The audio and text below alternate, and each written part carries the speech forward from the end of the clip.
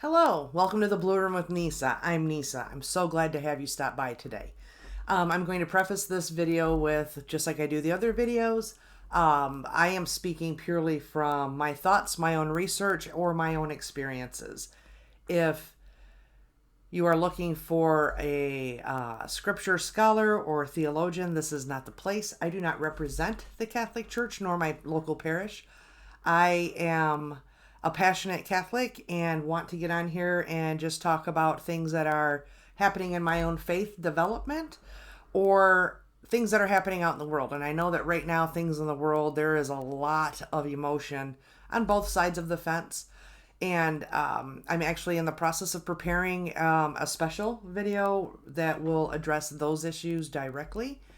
I've gone so far as to I've pulled the 1973 Supreme Court decision to compare it to the 2022 Supreme Court decision.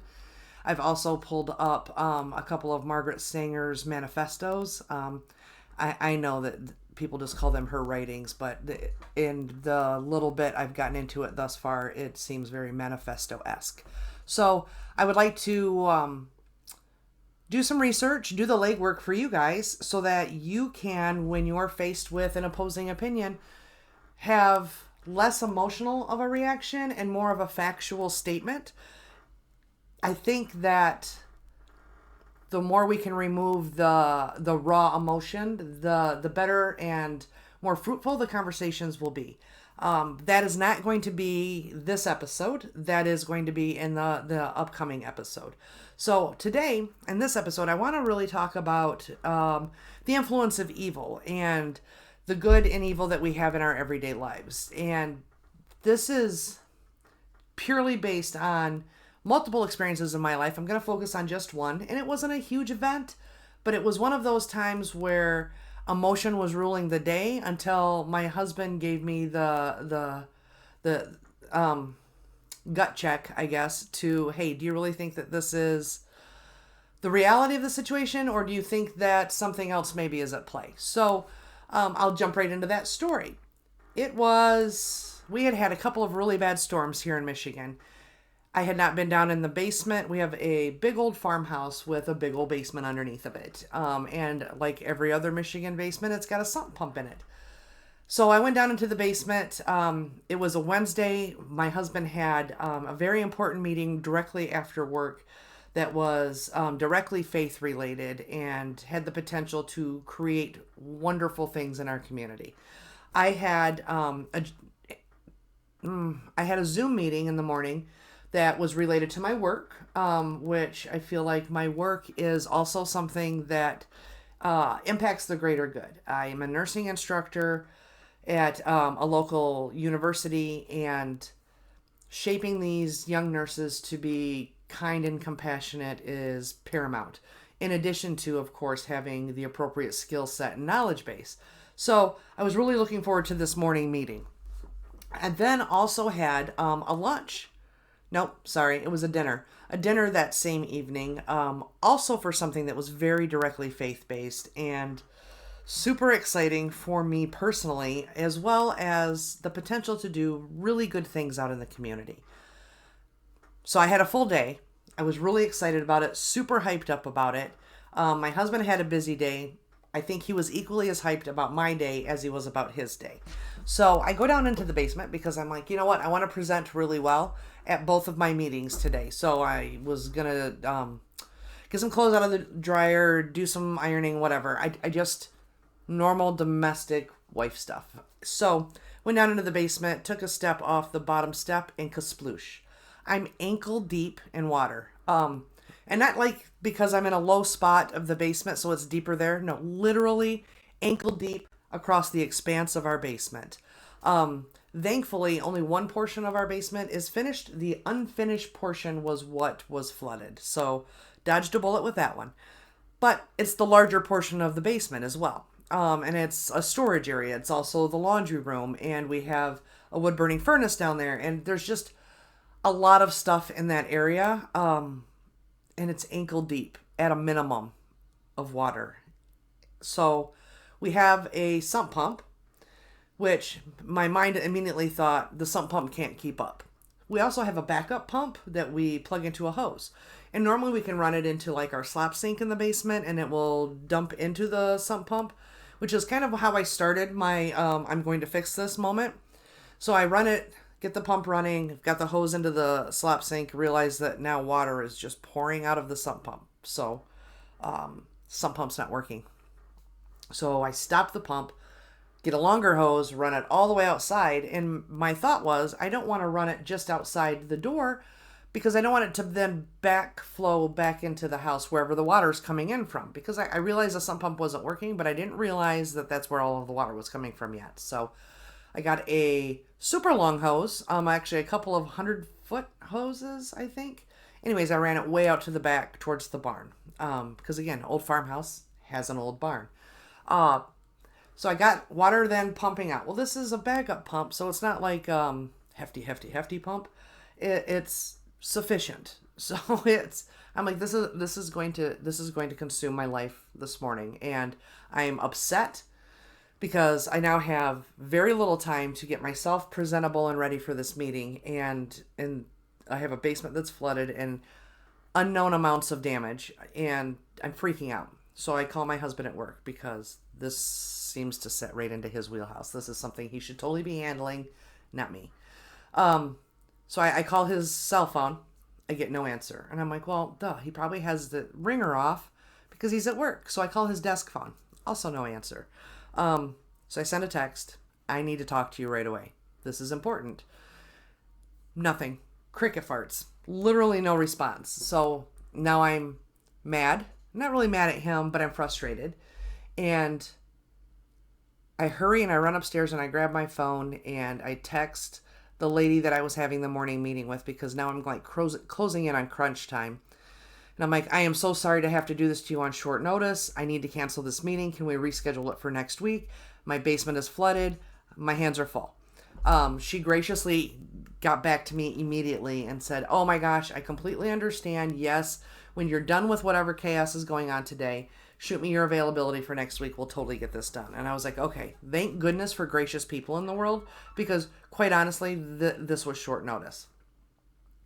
So then I go back downstairs and realize that, so our rain gutters go into like these cement big pipes at the corner of the house that go then into the sump pump, and then the sump pump pumps it out to wherever the sump pump magically makes water disappear.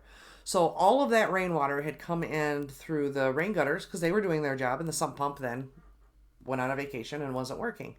I was on the phone with I think it was my son. I also talked to my brother that morning, but I'm like, I can't talk to you right now. I'm freaking out. And my blood pressure is getting higher. I'm sweating. I'm standing in ankle deep water in spite of the backup pump. Husband finally calls me and I just lose my mind. And I'm not being mean or hurtful, but I'm clearly frustrated with the situation. And he's like, do you want me to come home? And I'm like, at this point, what's the point? You're not going to do anything differently than what I'm doing, which is pumping it out with this itty bitty pump that's going to take days, literally days. And he's like, you seem like you're frustrated. I was like, really? Because maybe I'm feeling a little spicy inside. So he said, well, I'll come home. Don't cancel your meeting. And I go, no, you stay at work. I didn't say it that nicely. No, you stay at work. I've already canceled my meeting. I'm handling it. And he said, well, sometimes if something gets like up underneath that sump pump, it will stop. Maybe if you give it a jiggle, it will work. Yeah, okay. I'm going to reach into this pit of doom that is the sump pump that's got water flowing freely out of it. Ugh. Hoping there's no snakes or frogs or anything else disgusting in there. And I'm going to just give it a jiggle, right? Yeah, no. So I did it with my foot. I stepped on like part of the apparatus and just shook it. And it pumped, but then it quit again. And I'm like, well, I can't spend all day down here shaking the sump pump. I'm going to have to clear whatever's in the way. Super stressful. Couldn't freaking deal with it. Beyond frustrated. So that beyond frustrated feeling was like all consuming. So I was feeling very selfish, very sorry for myself, frustrated. I was frustrated that I was the one dealing with it alone, but also I'm the one that said to my husband, no, don't come home because your day at work is very important. I know you've got a lot of things going on. And I also know how important this meeting is tonight. So I just was in a dark spot and felt like the entire day was ruined. I had already missed one meeting. I wasn't in a good frame of mind to go to my next meeting. And I was feeling very icky about all of it. The sump pump was cleared. It was working. I still had the remnants because the sump pump only pumps what's in the crock. So I had the remnants of the water to pump out. Continued working on that. Went upstairs. Started getting ready for my next meeting. I'm like, okay, shake this off. Shake this off. Leave the pump run until the moment you walk out the door. Then unplug the backup pump. Go to the meeting. Come back and let's try to get this pumped out before my husband gets home. Went to the meeting and oh my goodness. I was nervous because it was like an interview type meeting, and I met with these two women at a restaurant. We were having dinner. I had never been to this restaurant before. I had never met either of these women. Excuse me. I had never spent any time with either of these women. One of them I had never met. The other one I had only met briefly in passing at an event. So I sit down and I have this dinner, and it's an interview, but it's a softball pitch interview. It's not the we're going to grill you type interview. That came later. So we're talking about different programs and the great and wonderful things that these like-minded women are doing in the community. And I am in awe of them. And I'm over the moon excited that I may actually have the opportunity to work alongside of them. It's something beyond comprehension in that moment. So dinner ended. We spent a couple of hours together. It was fantastic. I left, didn't feel like my feet were touching the ground. I was happy and filled with joy. And then I pulled in the driveway and went, oh, I still have a basement with water in it. So I boogie downstairs, plug it in, trying to get it pumped out before the husband gets home. I did. Things were still wet and soggy and, messy. But there wasn't standing water. The pumping was done, which was really good. So I'm trying to kind of retell my day to my husband. And I start with oh my gosh, this dinner was fantastic. Not the food, the company, the conversation, the interaction. It was so much more than I had hoped for. And dinner was good too. And then I'm telling him about how the day kind of unfolded and crumbled in on itself. And I'm like, and I'm starting to feel that emotion again. I'm starting to get like frustrated with, I understand you couldn't be home, but it just sucked that I had to be the one that took care of it. And I had so many other things going on, and I know you had so many, but like really of all days, why this day? Why? And he just stops me and he goes, why do you think today? And I said, karma? I don't know. Like seriously, why would all of this chaos happen on the one day that we both have something to do that has the potential to do great and wonderful things, to like give back more than we've ever gotten, which is a lot. So I was so frustrated. And he said, when does the evil one attack us? And it stopped me dead in my tracks. And I put my hands on my hips. I'm like, say that again. And he goes, when does the evil one attack us? And I said, well, when we're in the fight. And he said, yeah. And we were throwing ourselves in the fight today.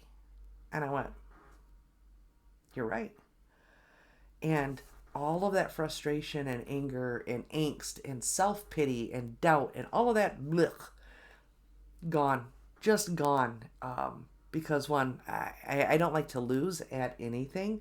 So if the evil one's attacking, I'm going to gear up. Like, let's do this. So I said to him, you're right. That tells me everything I need to know about this endeavor. Like, if this comes through, there's such a great potential for good. Because if I'm not doing anything and I'm just going to church on Sundays or maybe even just Christmas and Easter and I'm pretty passive in my faith, the evil one doesn't have me on his radar because I'm not a threat. But if I'm shaping young minds at the college and doing it with love and trying to be a reflection of the light, right? I'm a threat. If I'm able to join this agency that does so many good things in our community, like I get emotional even thinking about it, I'm a huge threat. And, my husband gives this really great talk about the armor of God. And I teach it to my 5th and 6th graders in Sunday school about how We need to arm ourselves and prepare ourselves. And a lot of times I feel like that armor comes from knowledge and understanding. But maybe that breastplate needs a good coating of self-control and self-awareness. So in that really dark moment in the middle of that day, having the insight to go, wait a minute, it's water in my basement. I can still go to this very important meeting. The lovely lady that I had a meeting with earlier was gracious enough to reschedule. None of this is going to stop me. And rather than having this internal narrative of how ruined everything is, I should have embraced how fortunate I am that one, I even have a house to have a basement that floods in, because not everybody does. That I have a husband who was able to talk to me over the phone and kind of help me troubleshoot what was going on at home, and that I had the opportunities to go and do the things that I was doing as well as him. So I often think, and hindsight being what it is, I often think about the book written by C.S. Lewis, The Screwtape Letters. And if you haven't read it or listened to the audio version of it, John Cleese does an audio version of it that is perfect. So well done.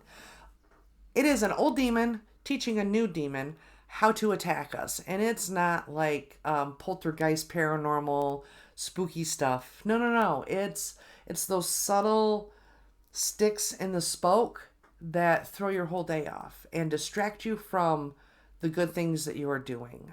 It's when you're sitting in church and you hear a weird noise, and so your mind and eyes, rather than looking at the speaker or the priest giving his homily or the consecration happening, you're turned away to see like what the biff is going on over here. It's those distractions that take us away from that special moment. And every moment with God is special. So while I know He's always here with me, I'm not always there with Him. And it's those distractions, cell phones, TV, getting bogged down with the tasks of the day or the tasks at work that prevent us from doing our morning prayer or saying the rosary or just having quiet contemplation time to be with God. All of those distractions fall under that evil wag the dog type thing that the evil one does. Not that going to work or doing your daily stuff is not important, because it is absolutely 100%. But there are moments in the day where you can actually feel it. It's like, it's tangible. You can feel that frustration or that anxiety or the need to like purge something and maybe word vomit on somebody, or maybe a less than kind expression or gesture. Those are the moments where, when you, at the end of the day, if you sit down and reflect on your day, you're like, wow, that was harsh, or that was a little over the top. Maybe the situation didn't warrant that raw emotional response, but that's what I felt in the moment. And honestly, I know that we live in a society now where if it feels good, do it. Or if that's how you feel, express it. There are societal norms, right? There is a time and a place for everything. And sometimes when I'm like walking through the day, and I walk with purpose normally, so people will often mistake that for I'm frustrated or I'm upset. I'm just trying to get from point A to point B, and it's just the way I walk. But it oftentimes will make me appear to be unapproachable. So once that was identified to me, when I'm in a leadership position or I'm acting in a leadership role, I will slow my roll. I want the people that look to me as a leader to be able to approach me and say, I have a question, I have a need, I need help. And that opens a lot of doors. So it's in those moments, right, where do I choose to pound the pavement and get from here to there? Or am I going to walk and smile? And maybe I don't feel like I have that smile in my heart, but when I don't present the light, what am I presenting? So this was, I know, water in your basement is not the end of the world. And trust me, I have been through a lot worse situations in my life. Some of them horrific and tragic, and some of them smaller sticks in the spoke, right? But if you look back on those times, we have choices with how we respond, how we react. Don't let the evil one win. And man, if you feel like you're getting hit hard, take an account of what you're doing in your life, right? Like, am I getting hit hard because I'm actually a threat? Because I like being a threat to the evil one. I like that my love for my faith, that my hope for the world, that my joy in the heavenly reward scares the bejesus out of the evil one. I like that. I want it to be scared. The thing is the evil one was once in the grace and glory of God and chose not to be. So he knows the eternal reward. He knows what he's lost and sacrificed, and he wants all of us to suffer. And sometimes the attack is brutal and upfront and earth-shattering, and sometimes it's just water in the basement. But either way, it stopped me dead in my tracks. And you know, if you think about it, like my husband was a cage fighter for a short time, and I trained with him often. And in the fight, you'll take some hits. It's kind of what happens in a fight. Any good fight, you're gonna take some hits. It's what you do after you're hit. I think Mike Tyson says everybody has a plan until they get punched in the face. Well, sometimes the evil one punches you in the face. You need to have a plan. So for me, in that moment, what I should have done and what I'm trying to train my brain and body to do more regularly, when those feelings of complete helplessness and frustration and anger and just that raw that we all feel and go through, stop and pray.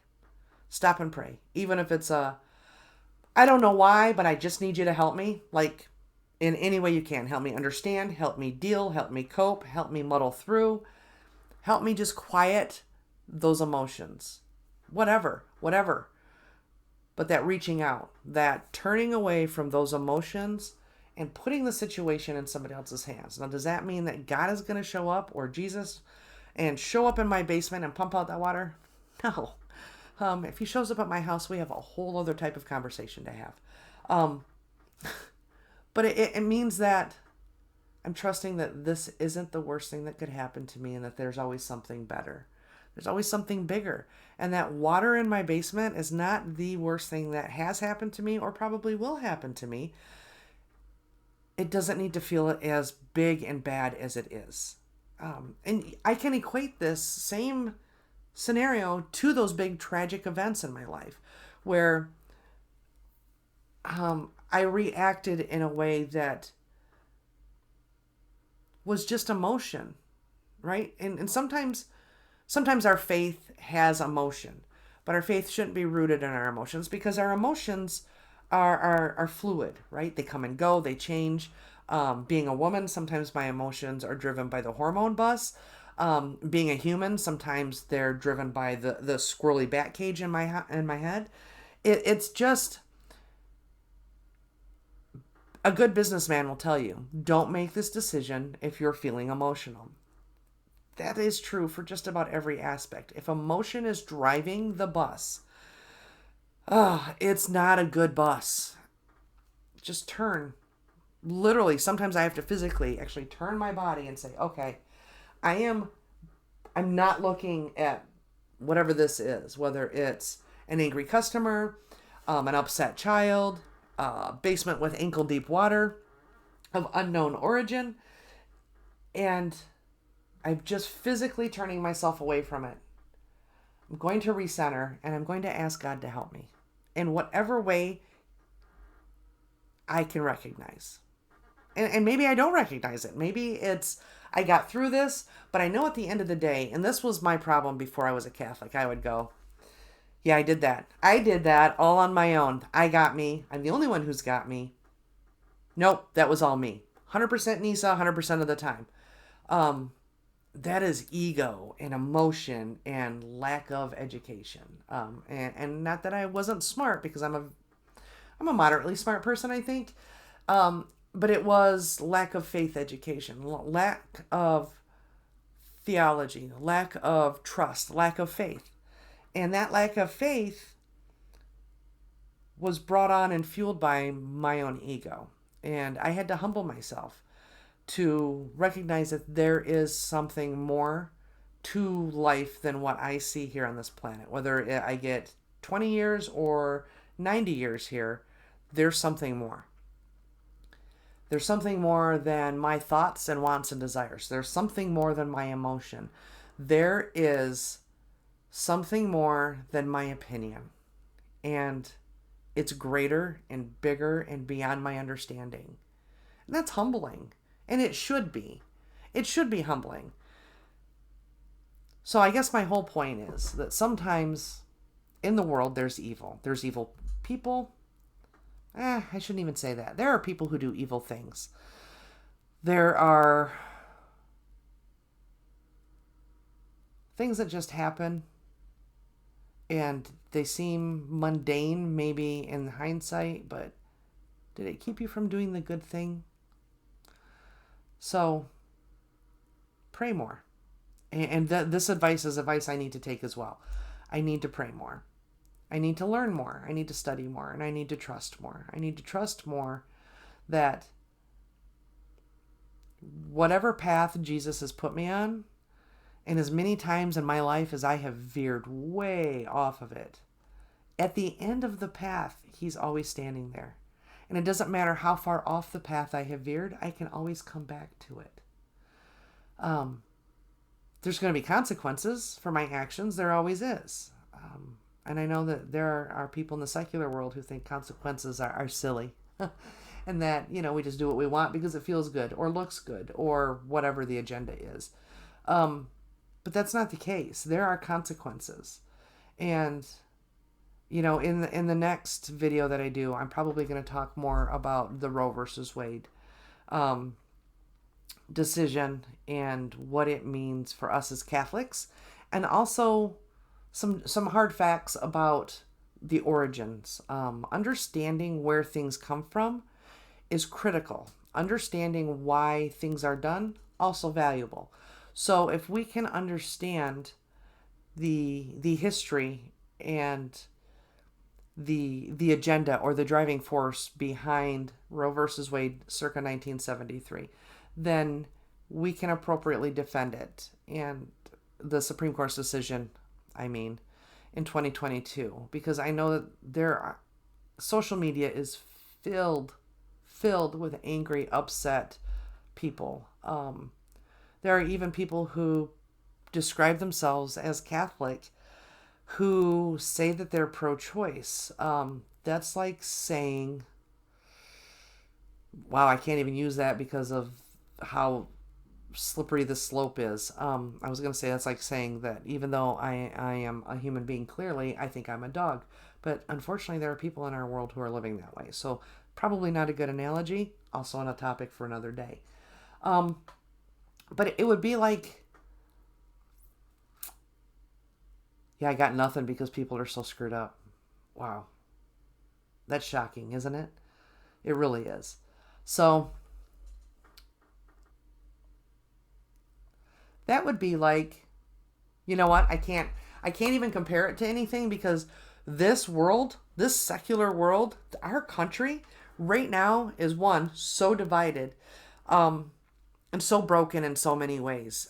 What's happening with the sexualization of children and the indoctrination in public schools, and just, honestly, I could go on and on about this. If you have not seen Matt Walsh's movie, What is a Woman? Oh my gosh, I strongly encourage you to watch it. And if at some point in that movie you don't feel physically sick to your stomach, about there is a woman who says,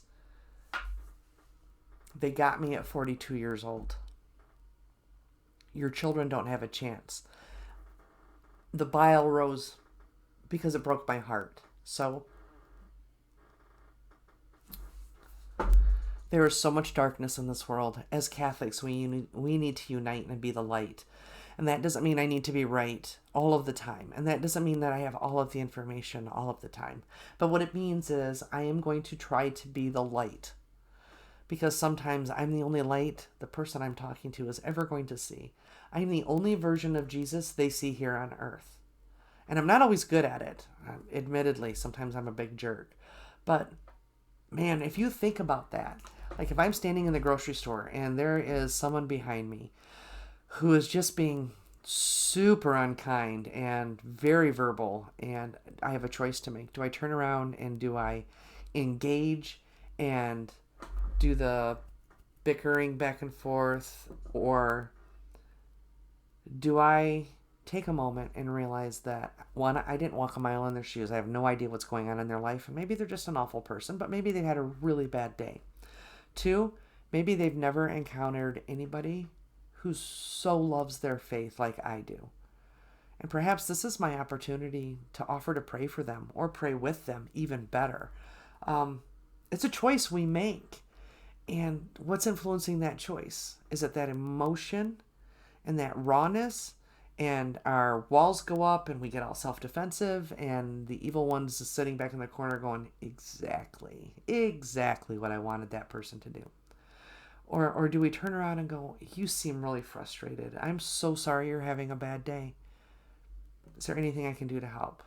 And we may not be met with kindness back. That's pretty par for the course. But at the end of that interaction, when they're all calmed down and reflecting back on it, and it might be months and maybe it'll never happen, but we can hope, they're going to go, wow, I acted like an ass.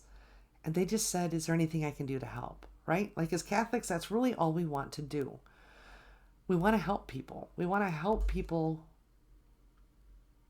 in a good and healthy way. So when you feel like you're being attacked, take pride in that moment, because the evil one only attacks when you're in the fight. And man, I want to be in the fight. So if it means ankle deep water in my basement, I'm all in. Let's do this. I'm fighting the good fight. Evil hates it when we do that. So as Catholics, put on that armor of God. Prepare to fight. And I don't mean go out there and be physical. Oh no. No. Not violent. Never, never. The evil one doesn't want us to do that. That's too easy. That's low-hanging fruit. Be kind. Be loving. Be the light. All right. With that, I hope you tune in next time. We're going to dive into some Roe versus Wade stuff. I can warn you right now that I am not going to be kind or gentle or politically correct. I am going to speak only in the facts that I have been able to do through research. And I've utilized the Guttmacher Institute, which is the Planned Parenthood propaganda machine. I've pulled Margaret Sanger's own writings. I'm actually looking at the Supreme Court decisions. All 213, I think, pages of the 2022 decision. I want us to walk out into this world for people who are screaming that it's all of the hateful things that they're screaming, and be able to calmly and rationally speak logic, speak truth, speak facts, speak science.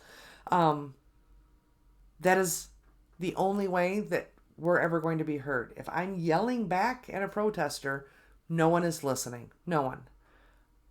I will remain calm. I will speak the truth. So tune in next time. It'll probably be posted about a week or so from the date of this posting. Tune in. And if you have questions, again, the comment section is open. I know at some point I'm going to get pushback from people with opposing opinions, and I'm all for it. Like I said, I don't always have to be right. I speak the truth as I understand it. And if it's something that I'm not educated on, I'm probably not going to speak on it for a whole video. I'm also going to do some research. So if you ask me a question, it's not something I know. I bet one of my priest friends does know. Or I'll research. Internet's a beautiful thing. It's an evil thing, but it's beautiful as well. So that is it for this week's episode of In the Blue Room with Neysa. Thank you so much for stopping by. I will ask that you give me a like and subscribe to my channel. This lets me know that content is reaching people, and I will see you on the next episode. Stay safe. Be blessed.